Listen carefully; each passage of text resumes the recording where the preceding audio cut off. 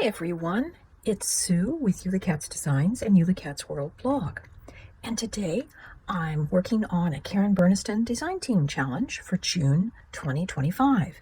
And the challenge is characters or animals. We're going to be doing a card featuring the Wizard of Oz characters. I'm going to start off with Dorothy and her little dog Toto. Toto is actually a stamp from Karen Burniston's partner company, Riley and Company, and it is the Wizard of Oz dress-ups. Dorothy, base of it is the Paper People from Karen, and I've used the skirt and the woman's shirt. I've cut the skirt and the shirt once from a very tiny plaid paper, and then I've trimmed it to get this sort of jumper effect at the top. And then I cut the shirt out of white that goes under it. Her little shoes from that set are cut from gold glitter paper, so she has her ruby slippers. The bow comes from Tiny Accessories 1. Here it's intended as a bow tie, but it makes a wonderful hair bow. Her purse is from Tiny Accessories 2. And I actually trimmed the edges to make it into a basket. And then the part that goes as the cutout for the handle actually folds down, and I just trimmed a piece of checkered paper to make that like the napkin that was kind of over it in the movie. I used a 01 Pigma Micron marker to draw on her features, and then I used an alcohol marker, Salmon Pink 25 from the Creative Craft Products line, to do her cheeks. And I also used that same black pen to draw on the details of her gingham dress.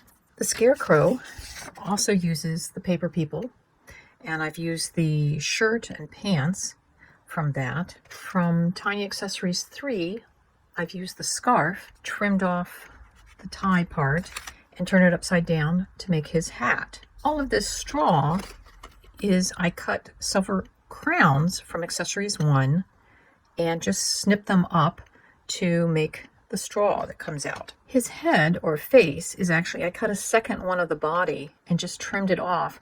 So it's like a sack that goes on over the head, and then I just drew in the details. I also trimmed off the ears. The diploma comes from Tiny Accessories 2. The lion is pretty straightforward. It's from the Monkey and Lion. And his badge of courage is actually a stamp, again from Riley and Company, the dress-ups, and this is the other half of the Wizard of Oz dress-up set, and there's the little badge of courage. The Tin Man is made with Knight and Dragon. This is the Knight, and I have not put on the visor. The hat, or the tin funnel, is actually from the Happy Hour charms. It's the top half of the martini glass. And I just left the charm on because oftentimes those funnels do have a little loop or handle. And then the heart comes from that same set. And I did do the add-ons of the shoulders and the gloves and the feet just to give it a little texture. And then I took, again, that #1 black marker and kind of highlighted the knees and the bottom of that, and just highlighted and drew on the face. And this mirror card is actually an oxidized sort of bluish tint silver mirror card that I had from Hunky Dory. And that's how I got my Wizard of Oz characters. Now we're going to work on making the tiny house. To be true to the film, I'm going to add a little side porch onto it. And for that, I'm using the Beach Bar Tiny House add-ons, and I'm using the actual bar piece and kind of the concept that this add-on set has to have something that juts out from the house. And the tiny house pop-up comes with the doors, the windows, the textured roof die. I've cut out my pieces, and I've cut it out of kind of a silver metallic as if it were a tin roof. And we're going to go ahead and fold all of our pieces, get them trained. When I fold these, I like to line up just in case things don't always, because we want our house to be square. And to make things fold a little easier, I usually go both ways just to kind of loosen those up.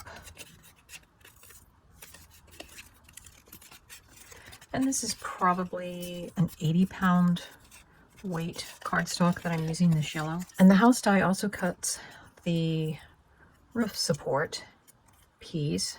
And again, it's always good to train all the folds. This is kind of my prototype that I do all kinds of things with my tiny house. So this one I'm adding the porch on with. And you can see I actually did try elongating the beach bar sort of supports, but in the end I've decided that they're a little bit too wide, so I cut a strip that's between 1/8 and 1/4 of an inch wide. I just kind of eyeballed it on my cutter. On our ruler, they are 1.25 inches long, and at 1/4 inches is where they fold. And then I've also cut some 3/4 of an inch pieces that I want to use to reinforce the pillars. But I don't want to include it in the folded pieces. So I'm going to glue those on first.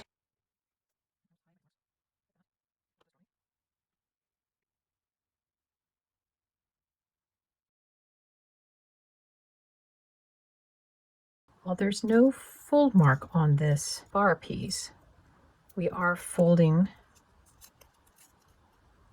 that tab. I could have scored and then folded it. This needs to go on this side. We're going to be installing it with the bottom folds toward the front of our card, as you can see here. So you want to put it over that. And I found if I line the top edge up with that, it's just the perfect height. And it's best to put the door in before we glue on the pillars.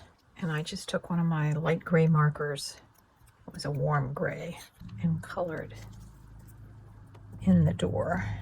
And then we'll add on our windows. I just used my clear ruler that has the 1/8 of an inch grid pattern on it, and just use that to go up and create my siding.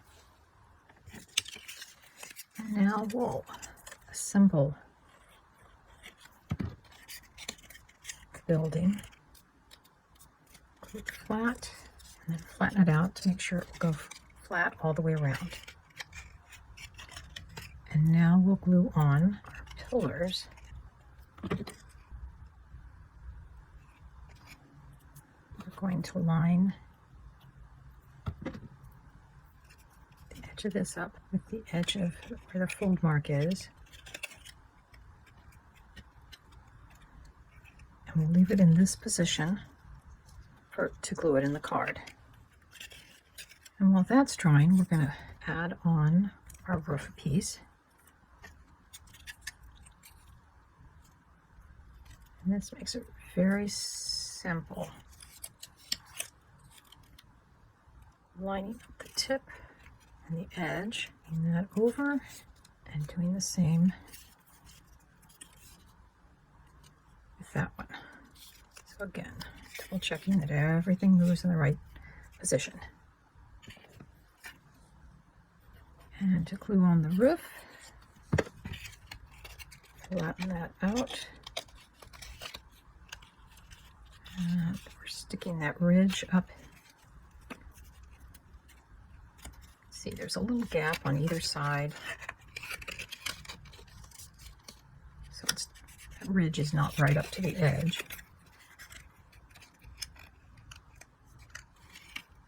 I've colored part of my remaining pillar strip brown using burnt sienna, and I've cut it to be the width between those two pillars. But what I'm actually going to do is we're going to glue this to the inside of that so that it will be the porch floor.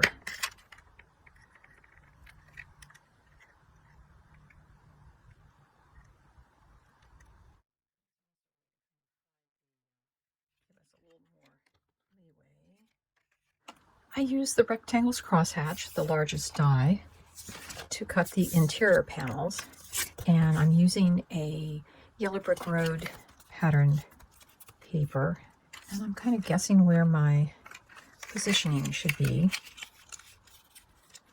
And I want to fold the porch roof up, and I'm going to put glue along that strip as well as the pillars.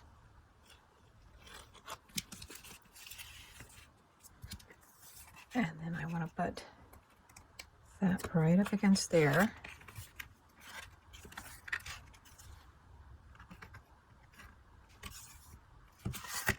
Loosen it up a little. And then we're gently going to open it up.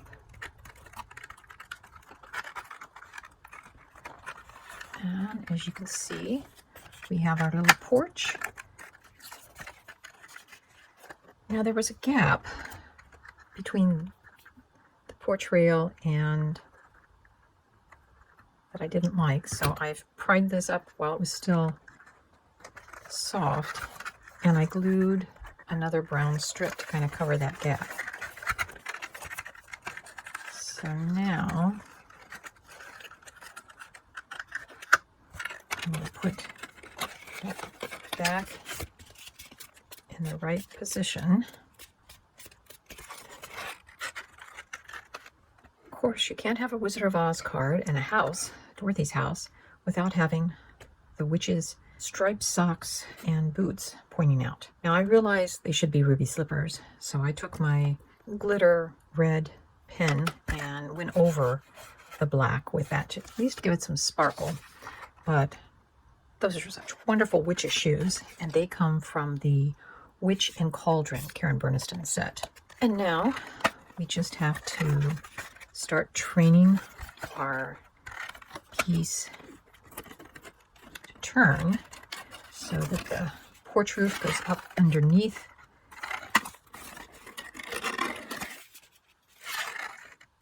And then we'll, looks like this corner needs to be gently, and we've got that. Now we just have to add our inside decorations, and we'll add our characters to the front. So I'm working on the inside now, and I've cut 2 labels. One I've stamped "There's No Place Like Home," again from the Riley & Company stamp set. And then I've cut one circle. I've cut the second largest circle in the Circles Crosshatch set, and then I've taken the smallest circle inside so that these will go off the corners. And the labels come from the Rectangles and Labels Crosshatch. It's the smallest fancy label. And here's what the inside looks like. I cut out all these little flowers from glitter paper, and they're in the Tiny House set. So we have our envelope, which I used, again, stamps from that stamp set. Follow your own path. It's not where you go, it's who you meet along the way. There's no place like home. Place for a personal message. There's also space up here if you wanted to do a die cut, happy birthday, or some other sentiment. And then on the back, don't make me drop a house on you. And there's our card for the June 2025 Design Team Challenge. Bye-bye.